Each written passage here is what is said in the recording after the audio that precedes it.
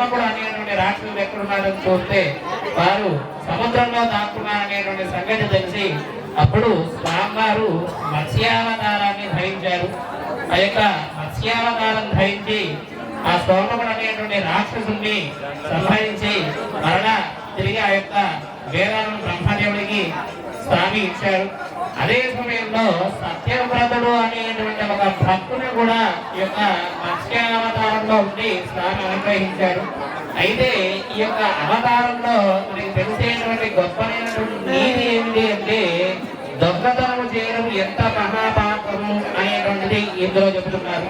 అంటే ఎటువంటి వారైనా సరే దొంగతనం చేస్తే దానికి వారు ఉండేటువంటి అర్హులు ఏమిటి అంటే మరణార్హులే అనేటువంటి గొప్ప సందేశమైనటువంటి అవతారాన్ని స్వామి ధరించారు.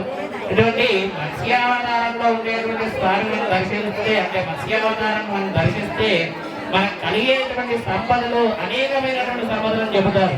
ఎందుకంటే వేదాన్ని రక్షించినటువంటి వాడు పరమాత్మ కాబట్టి ఆ యొక్క వేద జ్ఞానాన్ని మనకి లభిస్తుంది అని చెబుతారు.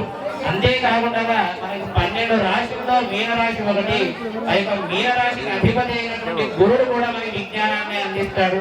కాబట్టి ఇటువంటి గొప్పనైనటువంటి యొక్క రోజున మత్స్యావతారంలో స్వామి ఉండడం వలన మనందరం కూడా స్వామిని దర్శిస్తే ఆనాడు ఆ యొక్క బ్రహ్మగారిని ఎలా అయితే అనుగ్రహించారో అలా మా అందరినీ కూడా అనుగ్రహించాలని కోరుకుంటూ జై శ్రీరామ్.